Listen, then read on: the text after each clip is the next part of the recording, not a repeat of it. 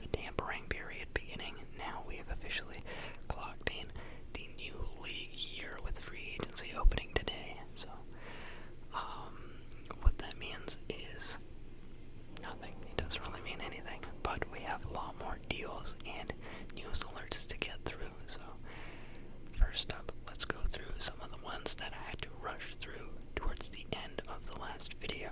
So, we're going to start off with a deal that brings Mac Hollins to the New England Patriots on a 2-year, $8.4 million deal that can max out at $10.4 million.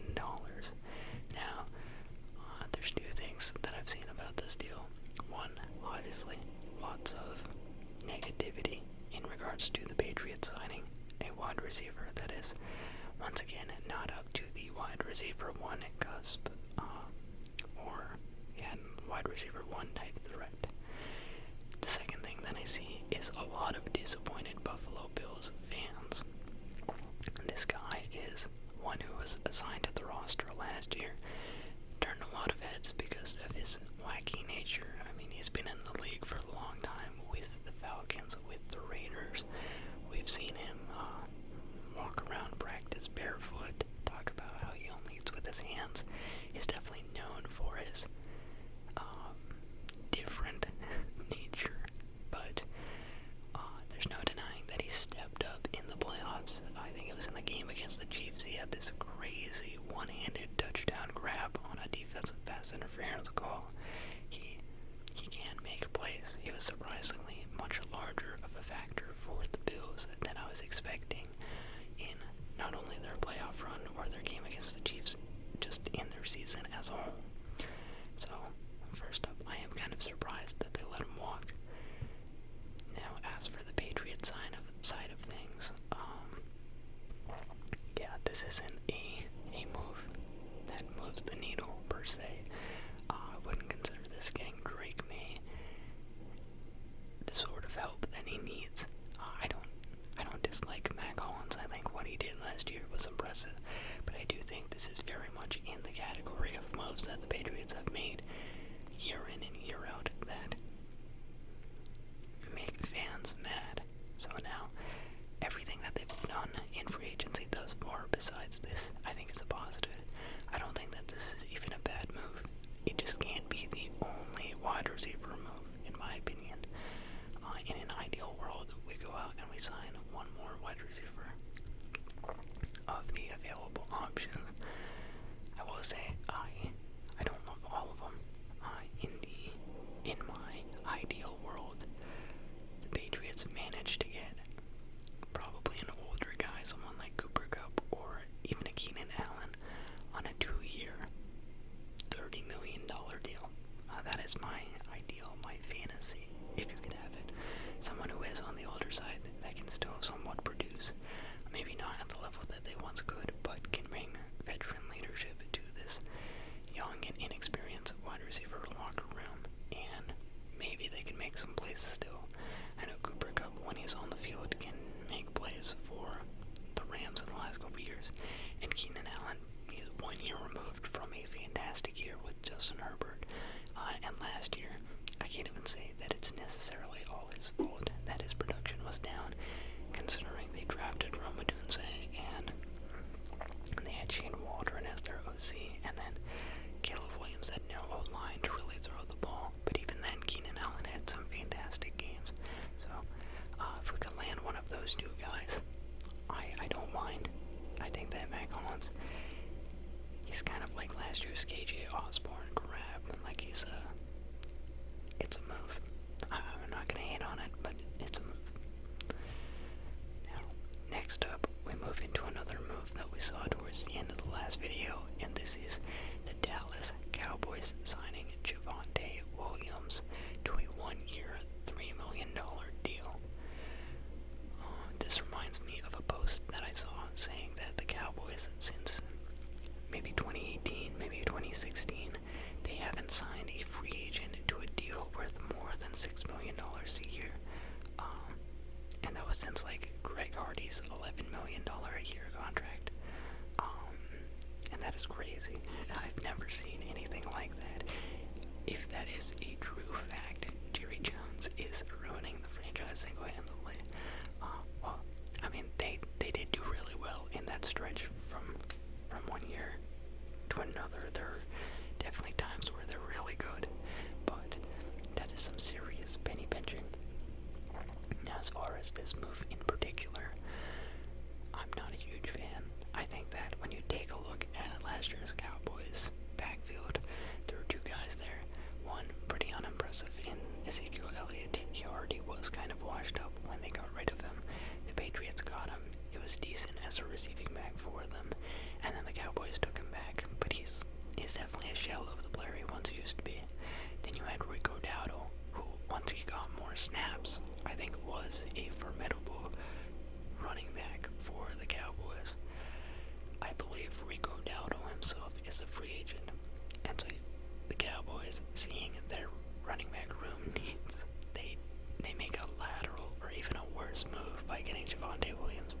I don't think that Javonte Williams is better than Rico Dowdle. I think that Javonte Williams is essentially a younger version of a washed-up Ezekiel Elliott. Javonte Williams has not lived up to the hype that he was supposed to last year. I am not a believer in him. I don't know, call me a hater, but I don't think that Javonte Williams is an improvement for this running back room. This is RB2 material at best. And even then, Javonte Williams lost that running back competition down the stretch to other guys. So they need to do more. This cannot be it. Obviously, a lot of Cowboys fans hoping for Ashton Jaunty, and he has said that it would be a dream come true to play for the Cowboys. So if he is the one, and this is the two, it's not bad. But even then, Javonte Williams not really pass catching back. So I don't know. We'll have to see. Anywho, after that, we've got a deal that brings Dre Greenlaw to the Denver Broncos for 3 years and $35 million. This is big. This is pretty big in my opinion. The Broncos already having brought in safety. Oh shoot, who was it? They paired him with Pat Surtain. The Broncos have made some moves in free agency for sure. Oh, Talanoa Hufanga. And now they get Dre Greenlaw. These guys are just stealing the 49ers weapons on the defensive side of the ball. The Broncos are cooking, I will say. I think that these are both good moves. And 49ers, I don't know, it looks like the bleeding is not stopping. Their championship window was very much like a win now kind of situation, with loading up with the CMC and you had all those stars. It was pretty much an all-star roster 2 seasons ago, or the season before this previous one, and it just failed this year with the injuries, and now you're in a semi-rebuild with all the pieces that you're losing. So it's gonna take some wizardry from John Lynch.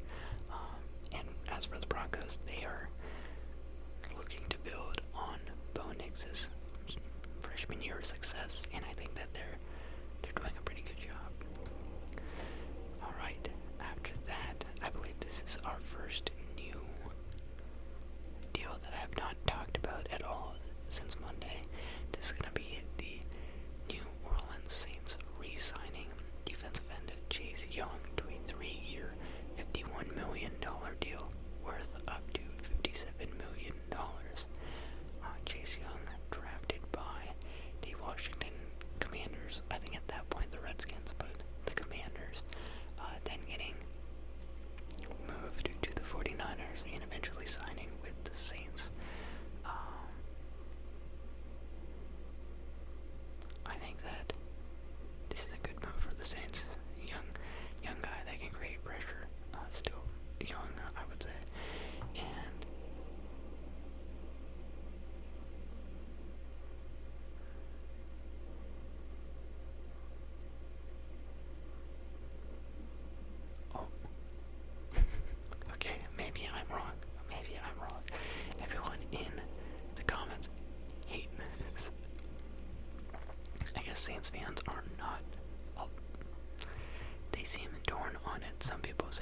Chase Young more like Chase Hungry. His effort is for sure worth that money. Are we actually serious? We doing anything? Bro's agent must have sacrificed some souls for this dude to get a contract like that. Maybe he's not who he used to be. I don't know. The last time I was tuning in to Chase Young, he was good, but I will admit it's been a minute since I've actually paid attention to him because I haven't been keeping up with the Saints like that. If he can play to where he was drafted, then not a bad deal. But clearly, I don't know what his current production levels are like. So I'm just gonna move forward. I'll let the Saints fans tell me if this was a formidable move. Next up, we've got the Los Angeles Chargers expecting to sign running back Najee Harris to a one-year deal worth up to $9.25 million. In my opinion, this is a good deal. Everything that you heard about the Chargers heading into last season was they were going to use a running back committee with J.K. Dobbins and Gus Edwards, and they drafted Kamani Vidal. So, all of that considered, knowing that J.K. Dobbins was going to be a free agent, knowing that Gus Edwards just got released, to bring in a guy like Najee Harris, I do think, personally, he is better than either of those guys. J.K. Dobbins, obviously, at the beginning of the season, started off very hot, and then he got hit with the injury bug, as he has often in his career, so he slowed down in his production quite a bit. But if there's one thing that Najee Harris has been in his career, it is available. He has played every single game across all 4 seasons for the Steelers. He hasn't been quite as dominant as maybe some Steelers fans would hope. I know that Jalen Warren was cutting into his snaps at a certain point, but it is true that he has hit 1,000 yards in each one of his 4 seasons, which is a pretty exclusive list, and he's always there. He's always healthy. Now, I hope I don't jinx him, or I hope that people don't jinx him by mentioning that fact, but I do think that this is the kind of runner that you want in your backfield if you're if you're Jim Harbaugh. Pair him with, if we all get another, I think you got one more running back in this mix. I feel like this very much fits the kind of back that he wants. I think it's a good move, in my opinion. Najee Harris isn't that old. He doesn't have that much injury history at all. If he does, he plays through it. And yeah, I don't know what exactly would happen for the Steelers. I guess Jalen Warren is going to get more snaps. And Jalen Warren, when he's on the field, is pretty productive. Good in the passing game, good as a runner. It's just, he's going to face harder defenses now if he becomes the first down back. So, let's see. After that, we have, this is rough. In a devastating development, the 49ers planning to release fullback Kyle Juszczyk. And that's brutal. This guy is a standard of excellence at the fullback position, one of the best of the best. You know, the fullback is a semi-underutilized skill group in football. Now, a lot of teams actually have a solid option at this position. I know the Ravens have someone. The Patriots for a minute used to do a lot of run-heavy packages with the fullback, and Kyle Juszczyk, one of the best pass-catching ones. You know, he can run a nasty wheel route. He can catch a pass or two in a game, and he's a great blocker. And I guess, I don't know, this is sad, because he was pretty much any year that he played almost a guaranteed Pro Bowl option at fullback. And I've just always associated him with the 49ers, so kind of rough that he will no longer be with the team he's always represented. Someone said 49ers getting sacrificed for the Warriors' 5th ring. I hope that's true. But yeah, that's it. I hope that a team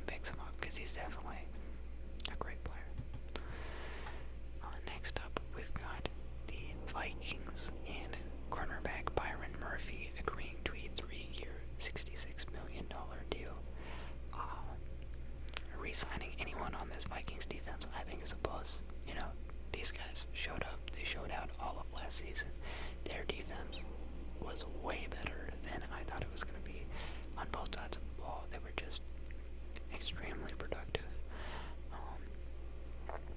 And yeah, I think that them retaining as many pieces as possible, them acquiring new pieces so far, the Vikings, I think we'll get to a couple more moves today, but they've done a good job in free agency. I am impressed. Oh, there it is. Yeah, this is the one that that I was thinking of. Speaking of the Vikings, we also have them signing defensive tackle Jonathan Allen to a 3-year, $60 million deal. Jonathan Allen coming from the Commanders. A nice move. Another nice move. Good for the run-stopping game. Yeah. What more can you say? This is impressive. I mean, the Vikings were one of the leading teams in terms of cap space, but they have made impressive moves. And they're looking to stay competitive after the season that they just had. And I would load up on the defense if I were them, because honestly, you can plug and play any quarterback with Justin Jefferson and Jordan Addison and Aaron Jones, and hopefully you'll have some level of success. DJ Hawkinson. But if you can keep the defense really strong, then yeah, the offense doesn't need to be that great. Anywho, after that, we have a signing by the New York Giants with safety Javon Holland on a 3-year deal worth $45 million, including 30.3 guaranteed. I feel bad. I feel bad because I think that Javon Holland is a great player. I also think that it sucks that he went to the Giants, just because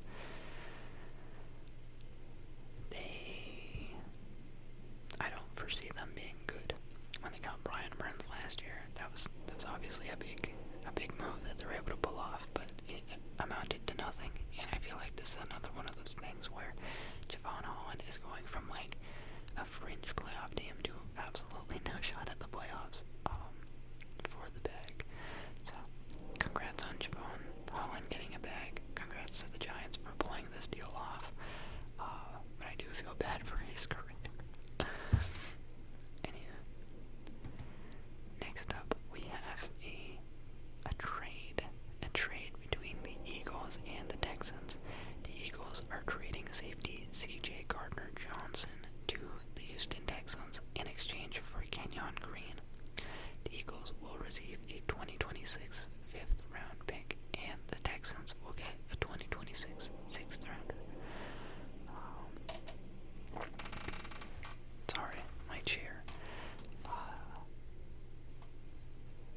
Interesting last couple years for C.J. Gardner-Johnson.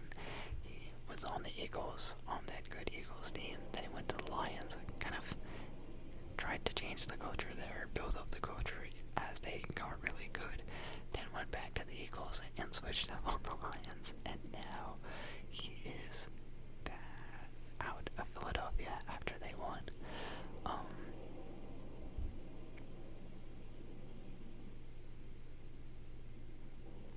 Interesting move. I feel like if I were the Eagles, I would be trying to keep this team intact a little more. But you also do have Howie Roseman, and Howie Roseman is an exceptional man of his craft. So I'm just gonna assume he knows better, because this guy is good at what he does. Though, I don't know if I were an Eagles fan, I think I like C.J. Gardner-Johnson. I think that he's pretty good at what he does, and yeah, he comes with a little bit of attitude, a little bit of a mouth, but that is kind of what it means to be a Philly player. I don't know, he represents the city well, in my opinion. Ooh, this is a big one. Next up, we have the Colts signing quarterback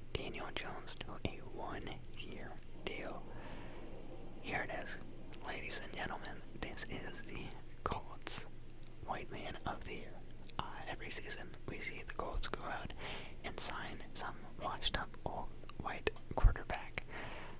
In seasons past, it has been guys like Carson Wentz, like Phillip Rivers, like Matt Ryan, like Joe Flacco.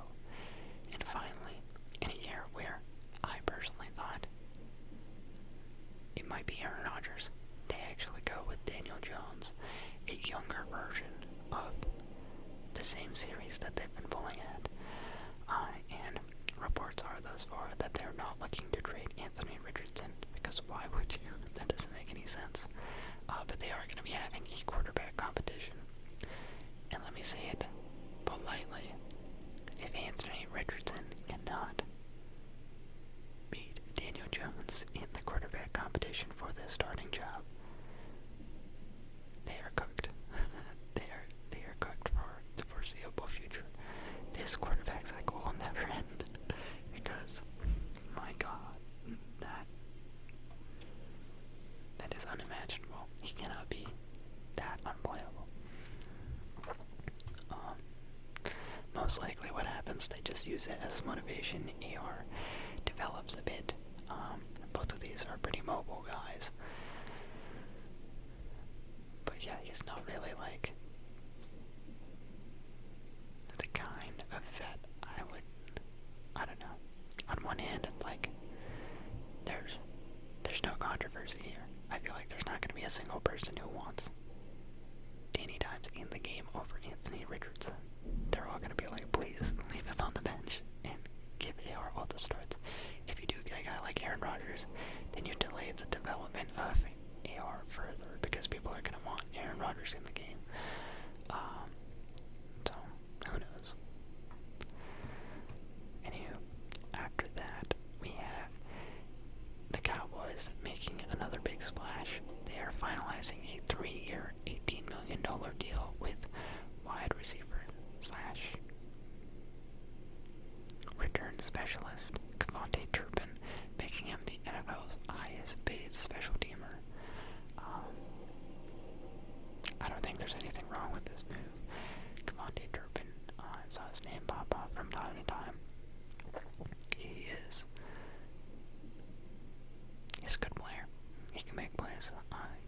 Good returner.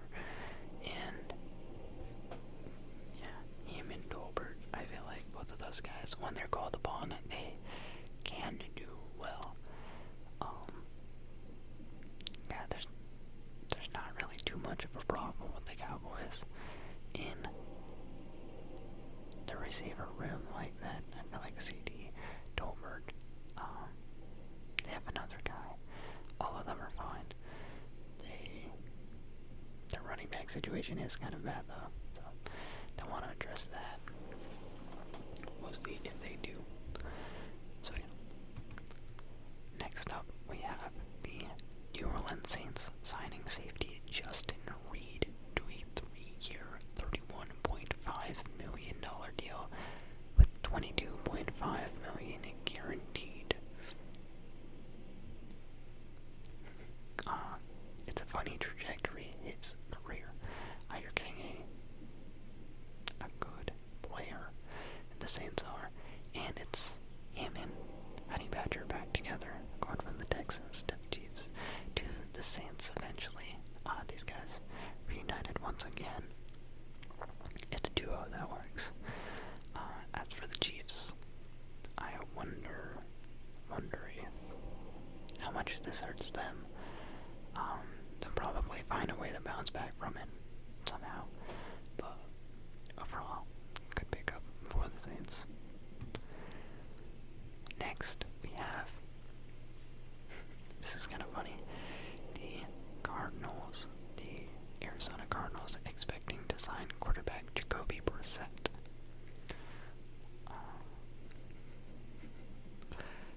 The comments are funny. All of them are saying, Kyler Murray, get ready for Wendy's, Super Bowl bound. I mean, Jacoby Brissett, he's got veteran leadership. You don't want him as your starting quarterback, but I do think that he's a solid backup. He's a very decent backup quarterback. But watching him in the first couple games last season, I was getting mad. Like, he did fine in game 1 when we beat the Bengals, but he does miss a lot of very makeable throws, like simple throws. He's just off the money a little too high. Yeah. But decent backup can win you a game.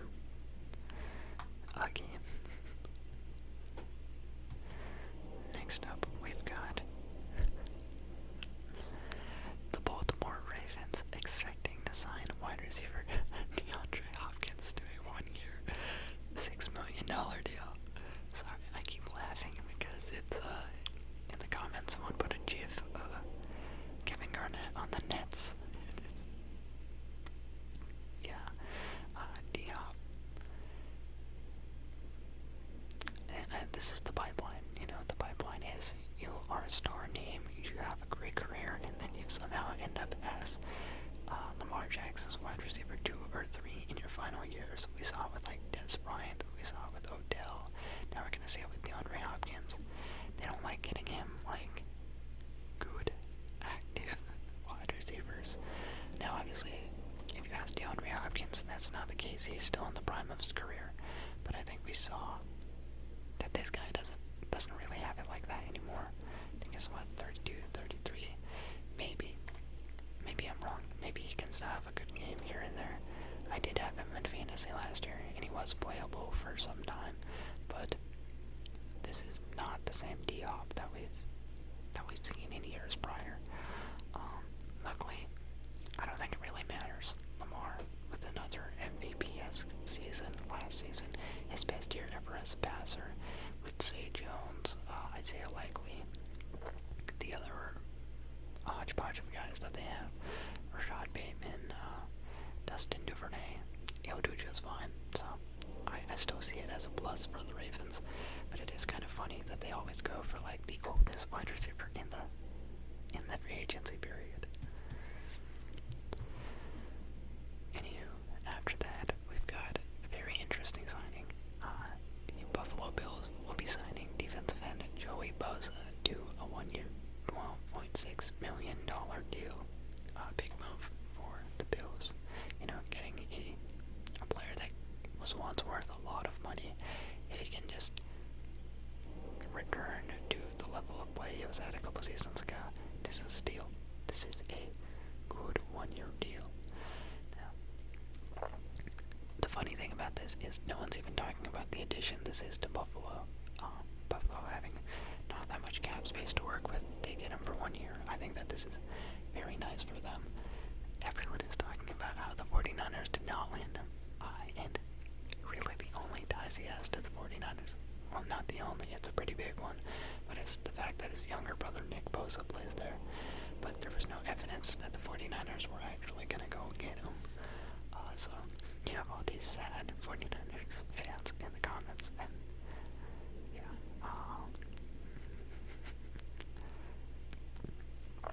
Rough year for the Niners in free agency, but I feel like they'll bounce back. They'll be fine. And yeah, great for both Joey Bosa and for the Bills. Honestly, kind of an upgrade for Joey Bosa. You're, a big name on a team like the Chargers. You're supposed to be good every year, and you guys always kind of underperform. You're joining a team that actually has like a shot at a championship with an even better quarterback. So you should get a couple more wins and should be able to help them maybe get one step further. And in other Bills-related news, we have the Bills agreeing to terms with safety Damar Hamlin on a 1-year contract extension. I think this is good. I don't think anyone really wants to see Damar Hamlin leave from Buffalo. I think that moment a couple seasons ago that he had on the field with all the Buffalo coaching staff and players, that's something that you don't really want to forget, or I don't know how to word it, but I feel like something like that, you shouldn't just leave him out to dry. I think it would be doing him wrong. The fact that he was able to battle back from that and become a productive football player once again impressive. Like, from your heart not working at all, that's gotta be one of the most scary things to ever happen on a football field, for both him and for everyone else involved in that situation. And now he is still out there making plays for you and leading your defense. Like, say what you will about Damar Hamlin, they cleared house last year, and I thought their defense was going to be atrocious. And while they did allow a lot of points in certain games, Damar Hamlin was fine. Like, they still got to the exact point that they always reach. They in fact got a little bit further than the previous year.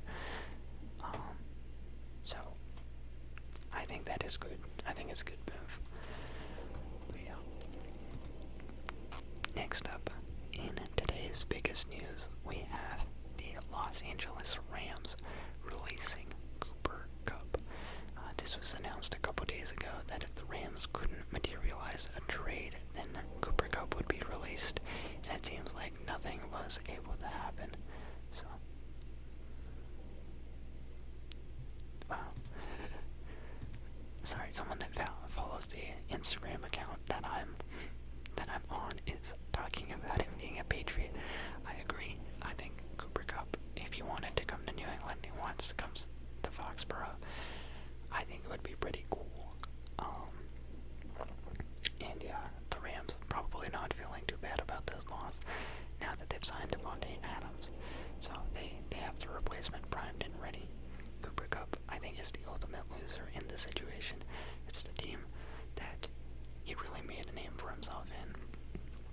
Completely took over, won the wide receiver triple crown, had the best wide receiver season that anyone has ever had, and then has kind of just been stuck with a bunch of injuries, which is unfortunate for his story. And now his team tells him that they're either going to trade him, eventually they end up releasing him. You gotta feel for the guy a little bit, but I think the best way for him to express his anger is to join the New England Patriots and just light the league on fire. Speaking with 1000% bias here, but it would be cool. Anyway, after that, we've got another move by the Washington Commanders. They are re-signing quarterback Marcus Mariota to a 1-year, $8 million deal. Good move. He helped the team last year in a couple ways. I think that overall he doesn't distract from Jaden Daniels. Whatever he has learned, whether through good experiences or bad experiences, he's passing down knowledge to Jaden Daniels in a way that I think is effective. He definitely has jumped around and had an odd career. Drafted, what was it, as the 2 to the Titans. Then he went to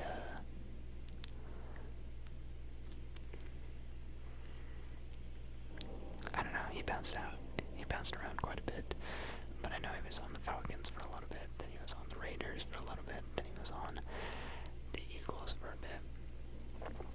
And though he doesn't have the most successful of careers, I think that he has learned a lot, and he has a lot of good information he can pass down to Jaden Daniels on, like, do's and don'ts, and maybe it's more don'ts, but he did lead the Titans to the playoffs early in his career, and I do think at the end of the day, he's a good backup. After that, we have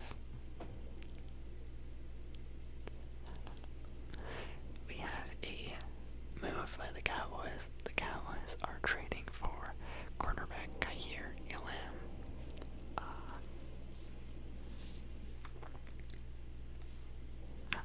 I don't even mean to hate, but I can't imagine this is a good move, because everything I heard about Kaiir Elam last year was bad. As soon as he entered the game against the Chiefs, they were like, uh-oh, that's not good, because Bernard got hurt, like, kind of early in the game, and then they were just like, Kaiir Elam is not meant for this, the lights are too bright. And there was some other game in the season where he was getting targeted heavy, and though he was taken, like, I won't lie, I didn't think that he was going to pan out the way that he did. I know in the year that he got drafted, I'm pretty sure he was University of Florida.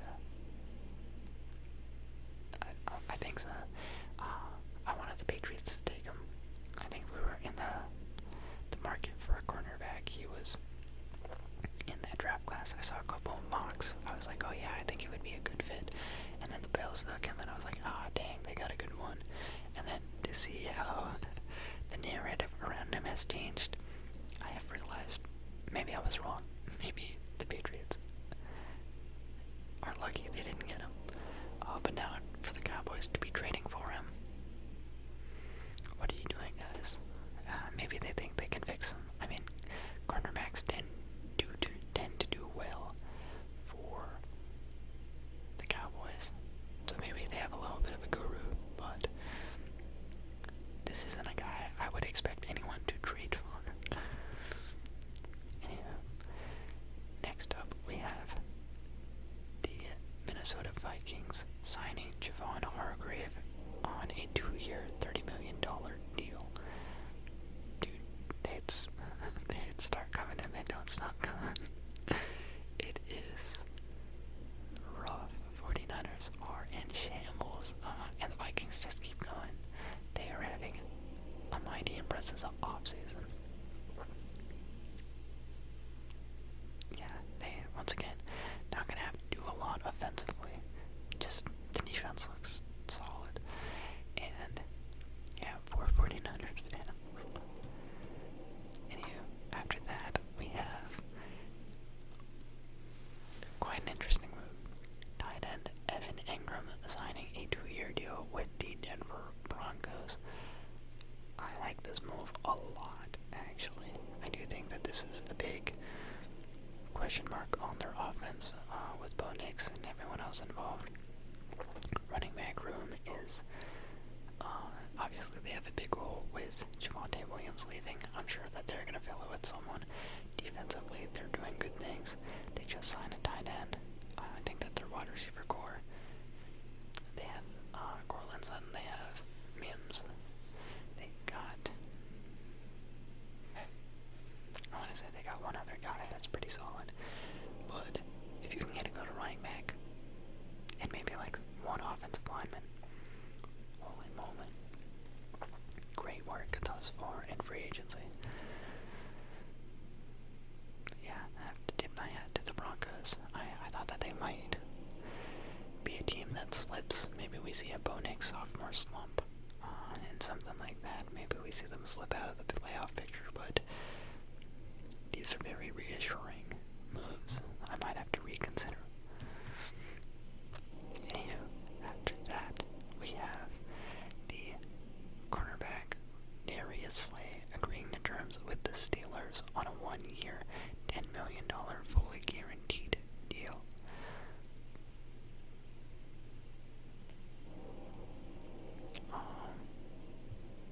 Nonetheless, that's pretty good duo at the corner position. And yeah, I feel like the Steelers do most of their operating from the defensive side of the ball. It's always where they impress me the most, so overall a good pickup. Anyway, after that we have the Seahawks signing DeMarcus Lawrence to a 3-year deal with worth up to $42 million with $18 million guaranteed.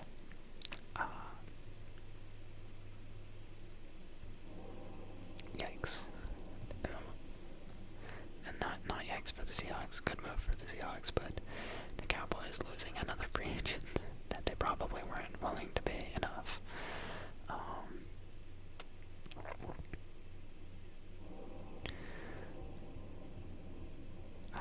don't know what to say. Poor Cowboys fans. But for the Seahawks, solid move here. Can't say that the Seahawks have had a great time in free agency either. Not that they've been doing bad things. You know, you get a quarterback in Sam Darnold, but it's just a lot of change to take in with Lockett leaving, Metcalf leaving, Geno Smith leaving. But they're retooling, they're rebuilding, and this is one of the better moves that they've made. So,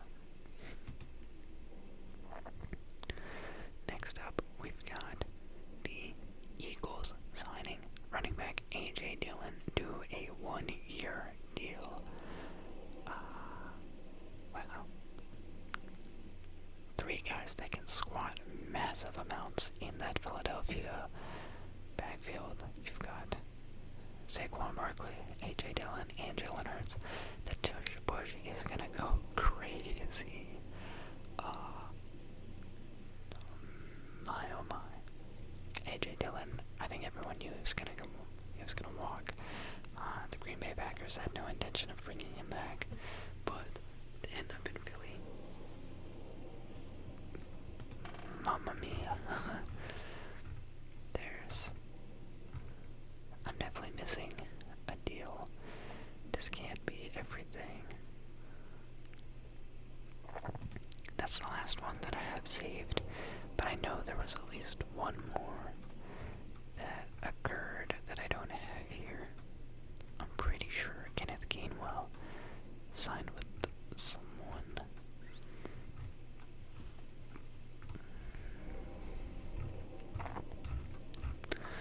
Let me look it up.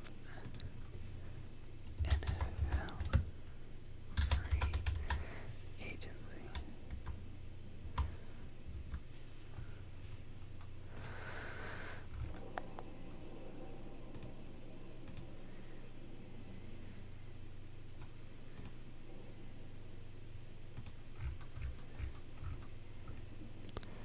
Panthers to sign running back Rico Dowdle. A one-year deal worth up to $6.25 million. Wow. Good job by the Panthers. They already have Chuba Hubbard and they have Jonathan Brooks, but they do get someone way better than Kenneth Gainwell. Yeah, that's a cool trio in the backfield for the Panthers.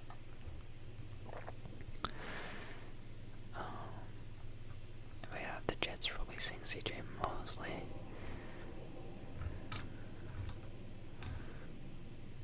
Darius Slay. Russell Wilson meeting with the Browns and the Giants.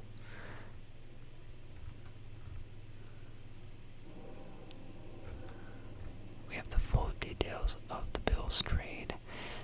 Buffalo receiving a 2025 fifth rounder, a 2026 seventh rounder. The Cowboys getting a 2025 sixth, along with cornerback Kyra Lamb.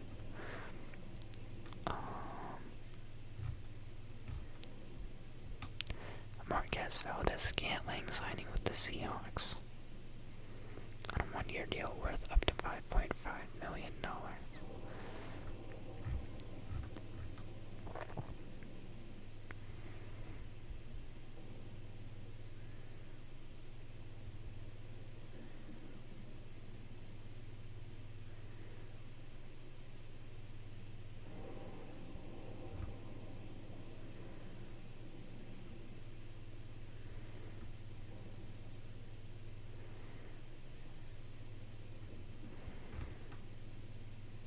There it is. Steelers agreed to a one-year deal with running back Kenneth Gainwell.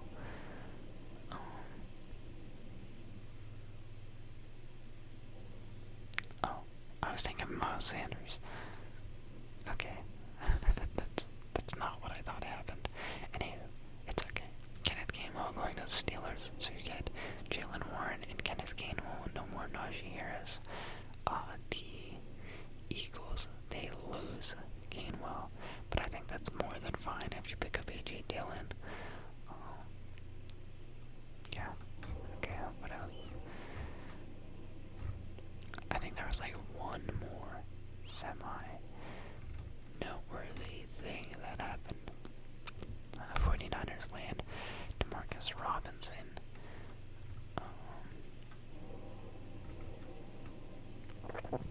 Ty Johnson returning to the Bills.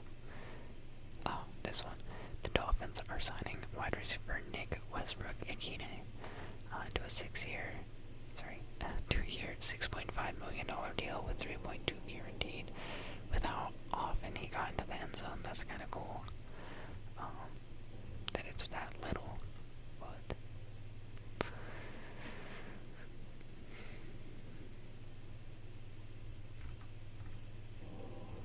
Falcons reportedly signing Leonard Floyd after 49ers cut him.